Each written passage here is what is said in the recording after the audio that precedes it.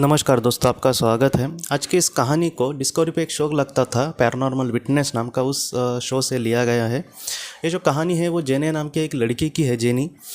Jenny ने मतलब बहुत ही दिनों के बाद दोस्तों उन्होंने पैसे, उसने और उसके हस्बैंड ने पैसे जमा करके एक घर लिया था। और वो घर उसको बहुत ही सस्ते में पड़ा था। पहले उसको उस घर के बारे में इतना कुछ पता नहीं था। बाद में जब ये दोनों उस घर में रहने के लिए चले गए, तब थोड़े दिनों के बाद वहाँ पर कुछ पैरानॉर्मल चीज़ें मतलब होनी शुरू हुई। जैसे कुछ चीज़ों का पट्टा मतलब गिरना, या फिर अचानक लाइट्स का ऑन ऑफ होना, अचानक कोई आवाज़ आना। तो इस तरीके से वो मतलब घबराने लगे उस घर में रहने के लिए। तो उसने एक साइकिक को बुलाया, जो मतलब इन सारी चीज़ों को बहुत ही अच्छे से समझती थी। उस साइकिक ने मतलब पूरे घर का जायज़ा लिया और उसने ये कहा कि यहाँ पर मुझे एक लड़के की आत्मा दिख रही है। वो लड़का ज़्यादा बड़ा नहीं था, मतलब छोटा लड़का था, वो 7-8 साल का। उस लड़के की जो मृत्यु थी दोस्तों, वो अचानक ही हो गई थी एक एक्सीडेंट में। और उसको कहीं ना कहीं मतलब उस लड़के को एक माता पिता का पैर नहीं मिला था। और मृत्यु के बाद भी वो कहीं ना कहीं आत्मालोक में जाने के लिए तैयार नहीं था। वो जो साइकिक थी वो ये कह रही थी कि मतलब उसको लेने के लिए तो आत्मा यहाँ पर आ रही है, लेकिन ये जाने के लिए तैयार नहीं है। और वहाँ पर किसी को भी ज़बरदस्ती ऐसा नहीं लेकर जाया जाता। तो इसलिए वो कहीं ना कहीं यहाँ पर रुकना चाहता है। कहीं ना कहीं जेनी में उसको अपनी माँ वगैरह दिखाई दे रही थी, इसलिए वो वहाँ पर रुकना चाहता है। तो इस तरीके से उसने कहा। और उसने मतलब जेनी ने ये कहा कि मुझे ये ठीक नहीं लग रहा कि वो यहाँ पर रहे, क्योंकि अगर हम कितनी भी बात करें, उसको प्यार वगैरह चाहिए, लेकिन कहीं ना कहीं अभी तो वो उसके लिए अनजान ही है। वो मतलब नए इंसान, मतलब डायरेक्ट हमारे सामने कोई नया लड़का है जिसको हमें एक माँ का प्यार चाहिए, तो हम डायरेक्टली उसको तो ऐसे नहीं कर सकते। तो वैसा ही जेनी के साथ हुआ। लेकिन फिर भी उसने ये सारी चीज़ें एक्सेप्ट की। लेकिन धीरे धीरे जो पैरानॉर्मल चीज़ें थी दोस्तों, वो इसी तरीके से मतलब थोड़ी सी बढ़ती गई और वो भी समझ नहीं पा रही थी ऐसे वक्त में क्या करे। तो उसको एक आध्यात्मिक लेवल से मतलब ऐसे कुछ लोग जो मतलब ध्यान वगैरह करते हैं, जो भगवान का पाठ वगैरह करते हैं, ऐसे कुछ लोगों की उसको मदद मिली। उन लोगों ने उसको ये कहा कि मतलब तुम ऐसे ही भगवान से मतलब हमेशा प्रार्थना करना कि उसको उचित मार्गदर्शन मिले उस बच्चे को, और वो कहीं ना कहीं आत्मलोक में अपने आगे के सफ़र के लिए चला जाए, वो इस तरीके से ना भटके, क्योंकि उसके आत्मा के लिए भी ये अच्छा नहीं है। तो इसी तरीके से उसने प्रार्थना चालू की। और बाद में दोस्तों उसने प्रार्थना इस तरीके से वो करती रही। और वो जो साइकिक थी जिसने उसको बुलाया था, वो फिर से एक बार जब उसके घर में आई, तब उसने ये कहा कि वो अब बच्चा जाने के लिए तैयार है, और हम सब मिलकर उसके लिए अभी प्रार्थना करते हैं। मुझे लगता है कि वो इसके बाद चला जाएगा, क्योंकि अब वो पहले जितना दुखी रहता था, अब वो इतना दुखी नहीं रह रहा है।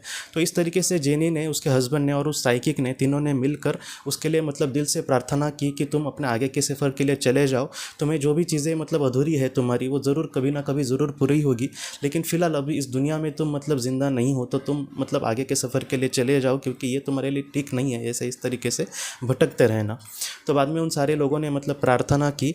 और बाद में उस साइकिक ने ये कहा कि वो मतलब जब जाने के लिए तैयार हो गई आत्मा, तब उसको लेने के लिए भी एक आत्मा आई थी वहाँ पर, जो उस बच्चे को मतलब वहाँ पर उस दुनिया में लेकर गई। और वो लेडी मतलब वो उसके लिए मतलब उस बच्चे को लेने के लिए जो आत्मा आई थी, वो एक लेडी की थी। और उस लेडी को बाद में जेनी ने ये कहा कि वो तुम्हारी माँ थी, मतलब जेनी की जो माँ थी, जेनी की माँ की जो आत्मा थी दोस्तों, वो उस बच्चे को बाद में लेने के लिए आई थी। तो मतलब इस तरीके से उसने मतलब उसको मोक्ष का राह या फिर उस मतलब परे उस दुनिया में वो लेकर गई जेनी की माँ की आत्मा, और वो भी उसके साथ चली गई वहाँ पर। तो इस तरीके से साइकिक ने जेनी को ये सारी बातें कही, तो उसको भी एकदम अचंभित हो गई। तब उस साइकिक ने कहा कि कभी कभी हमारे जो अपने लोग हैं, वो किसी तरीके से हमें भी मतलब किसी परेशानी से मतलब दूर करने के लिए कोशिश करते हैं। क्योंकि उस लड़के की आत्मा भी कहीं ना कहीं जेनी को मतलब परेशान कर रही थी, या फिर जेनी उसके वजह से टेंशन में रह रही थी। इसलिए जेनी की माँ ने भी कहीं ना कहीं उसको सपोर्ट किया, और जेनी के लिए उसने मतलब वहाँ पर आना चुना, या फिर उस बच्चे को उसने समझा कर मतलब जाने के लिए वो तैयार भी हो गई। ये कहानी जो है दोस्तों, वो कहीं ना कहीं हमें ये सिखाती है कि हमारे जो अपने हैं, आज वो शरीर में मतलब शरीर रूप में इस दुनिया में समझो नहीं है, लेकिन फिर भी कहीं ना कहीं वो हमारे साथ होते हैं। उनको पता होता है कि हमारे लिए क्या अच्छा है। ऐसे वक्त में जितना हो सके वो हमें सपोर्ट भी करने की बहुत कोशिश करते हैं। बहुत लोग मुझे आज भी कहते हैं कि मैंने किसी को खोया है तो मैं उसको कैसे समझूंगा, या फिर वो मेरी बातें सब कुछ जानते होंगे क्या। मैं आपको सच कहता हूँ कि वो सारी चीज़ें आपकी जानते होंगे। आपके जीवन में जो भी उथल पुथल है, या फिर आप मतलब किसी टेंशन में, तो वो सारी बातें उन तक पहुँचती है। बस कैसे है कि वो जो भी प्रयास करते हैं वो हम तक हमेशा ही आते हैं, ऐसा नहीं होता। जैसे मैं भी बहुत ही मतलब समझो बहुत ही ज़्यादा दुखी हूँ, डिप्रेशन में हूँ, तो वो जो भी मदद करेंगे वो मुझ तक नहीं पहुँचेगी। ऐसे वक्त में मैं थोड़ा सा पॉजिटिविटी से आगे बढ़ने की कोशिश करूँ, ध्यान करूँ, मेरा अर्ध जागरूक मन जागरूक हो, तो हो सकता है कि मैं इन सारी चीज़ों को बहुत ही अच्छे से समझ जाऊँ। तो ऐसी चीज़ें मतलब बहुत बार होती है। लेकिन हमारे भी जीवन में अगर हमने मतलब दुख का चयन किया है, तो ऐसे वक्त में हमें उस दुख से गुजरना ही पड़ेगा। लेकिन ऐसे दुख में भी अगर आप बहुत ही अच्छे से ध्यान करने की कोशिश करें, आपका धीरे धीरे जो सुप्त मन है वो जागरूक अवस्था में आ जाए, तो आप भी इन सारी चीज़ों को बहुत ही अच्छे से समझ जाएंगे दोस्तों। तो दोस्तों हम अपनी अगले वीडियो में किसी नए विषय को लेकर मिलेंगे। तब तक आप अपने परिवार का ख्याल रखना। आपका बहुत बहुत धन्यवाद।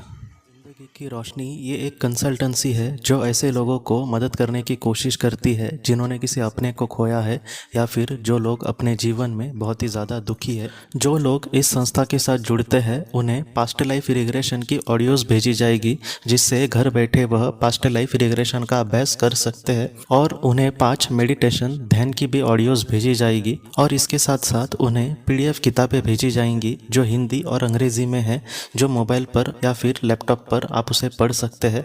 और 10 ऑडियो बुक्स भी आपको भेजी जाएंगी। तो दोस्तों, अगर आप इस संस्था के साथ जुड़ना चाहते हैं तो कृपया इस नंबर पे व्हाट्सएप मैसेज करें। आपका बहुत बहुत धन्यवाद।